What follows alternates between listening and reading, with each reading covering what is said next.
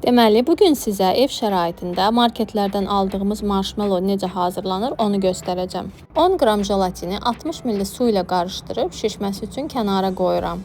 Bu arada formamın içini stres plyonka ilə örtüb yaxşıca yağlayıram ki, marshmallow yapışmasın. Jelatin şişib bərk hala gəldikdən sonra şərbəti hazırlayıram. 220 qram şəkər tozu, 60 ml su və biraz limon suyu əlavə edib ocağa qoyuram. Jelatini isə su hamamında əridirəm. Şərbət qaynayan kimi ocaqdan götürürəm. Ərimiş jelatini bir qaba tökürəm, mikseri işə salıram və isti şərbəti yavaş-yavaş əlavə edirəm. Kütlə ağarıb köpüklü və həcmli olana qədər qarışdırıram. Hazır kütləni tez-tez formaya tökürəm, üstünü örtürəm və 4-5 saatlıq soyuducuya göndərirəm.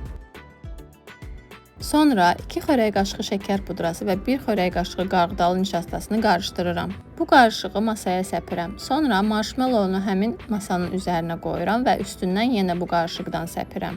İstədiyiniz ölçüdə və formada doğraya bilərsiniz. Nişasta və şəkər pudrasının artıqlarını silkələyirəm və budur. İnanılmaz dadlı, yumşaq və tam marketdəki marshmallow hazırdır.